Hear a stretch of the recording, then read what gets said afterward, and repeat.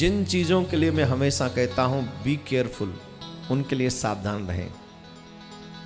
3 लोगों का अपराध कभी नहीं करना चाहिए। आपको मालूम है, ब्राह्मण, साधु और भक्त, इन 3 का अपराध करने से हमारा विनाश निश्चित है। मैं मानूं या न मानूं, इस बात से कोई फर्क पड़ने वाला नहीं है। मैं नहीं भी मानूं, क्योंकि आजकल लोग अपना चेहरा चमकाने के लिए स्पेशली ब्राह्मणों को गालियां देते हैं, वीडियो बनाते हैं, साधु संतों का अपमान करते हैं और उल्टा सीधा कुछ न कुछ बोलते हैं। वो उनकी थिंकिंग हो सकती है। कई लोग अपना चेहरा चमकाना चाहते, कई लोग नाम कमाना चाहते, कई लोग इंटरनली द्वंद्व में है, इस चक्कर में है कि इन ब्राह्मणों ने हमारा अपमान किया है, हमें नीचे वर्ण का या जो भी वर्ण का, ब्राह्मणों ने कुछ नहीं किया है। वर्ण व्यवस्था वेद भगवान की है और वेद स्वयं भगवान है। तो ये कहना कि ब्राह्मणों ने गलत किया है, ये सोचना ही नहीं चाहिए, कभी नहीं सोचना चाहिए। ऐसा सोचने में ही पाप है। ये वर्ण व्यवस्था, आप भी कितनी बार ब्राह्मण बने होंगे, आप भी कितनी बार साधु संत बने होंगे, हम लोग भी न जाने कितनी बार कहाँ कहाँ से होके आए हैं। इस शरीर में ब्राह्मण है, तो इसका कोई फर्क नहीं पड़ता है कि हम ये नेगेटिव थिंकिंग हम धर्म के विरुद्ध बनाते हैं। यदुवंशियों ने, यदुवंशी कुछ बच्चों ने साधु संत ब्राह्मणों का अपमान किया, मजाक उड़ाया, उपहास उड़ाया। एक बच्चे को साड़ी पहना कर ले गए और कहने लगे, महाराज जी स्त्री गर्भवती है, कृपा करके बताओ कि इसको पुत्र होगा अथवा पुत्री,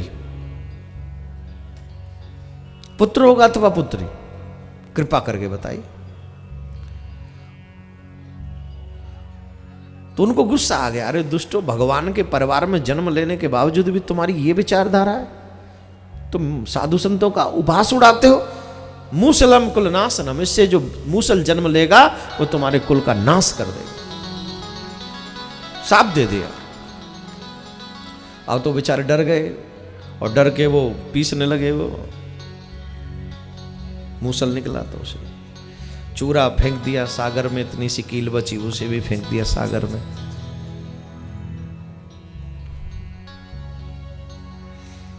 चूरा सागर के लहरों से बह के आ गया, उससे एल का नाम की घास बन गई। इतनी सी कील फेंकी, उसे मछली ने निगल लिया, मछली को शिकारी ने पकड़ लिया, शिकारी ने वो बांध के आगे लगा ली कील। जैसा मैंने कहा है कि मृत्यु से हम और आप बच नहीं सकते। मृत्यु हमें वहीं खींच के ले जाती है जहां हमारी मृत्यु है।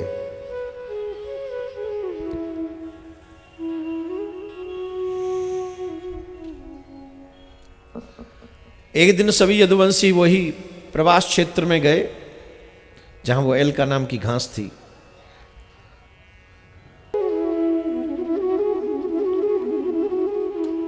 एक दो यदुवंशी उसमें मदिरा पान करके आ गए और वो अब शब्द बोलने लगे।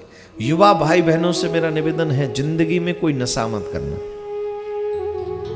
जो जीव नशा करते हैं वो अपनी बुद्धि को अपने बस में नहीं रख सकते। नशा नहीं करना चाहिए कभी, और मदिरा को तो हाथ ही नहीं लगाना चाहिए। मदिरा पान करोगे तो धन का हानि होगा, धन का हानि होगा, चरित्र का हानि होगा, यश का हानि होगा और हेल्थ का हानि होगा। आपके हेल्थ के लिए भी नुकसानदायक है।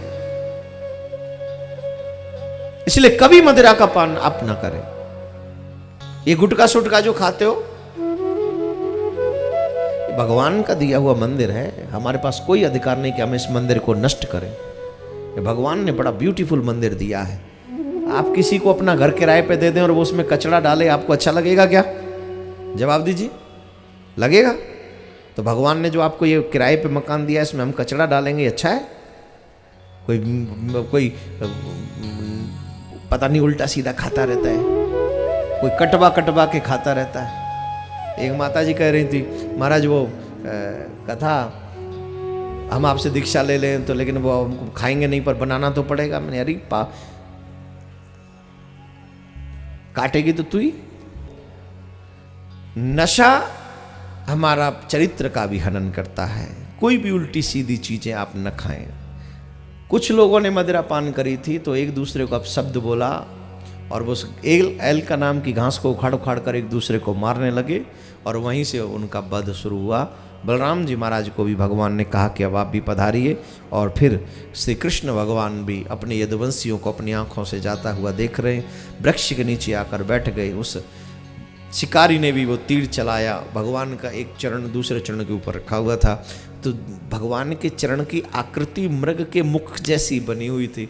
उसको लगा कि वहाँ मृग बैठा हुआ है, तो मृग सोच के तीर चला दिया और वो भगवान भी अपनी लीला।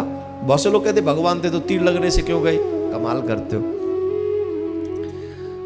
भगवान हमेशा अपनी लीला जब पूरी करते हैं तो कोई ना कोई बहाना इसलिए बनाते हैं जिससे हमको भी ये सब्र रहे कि हमारे भगवान भी आए तो उन्हें भी जाना पड़ा। नहीं तो कहे आप भगवान हो, आप तो आए, वैसे गए भी हैं। नरसिंह भगवान भी गए, 12 भगवान भी ऐसे अपनी मर्जी से चले गए, है ना।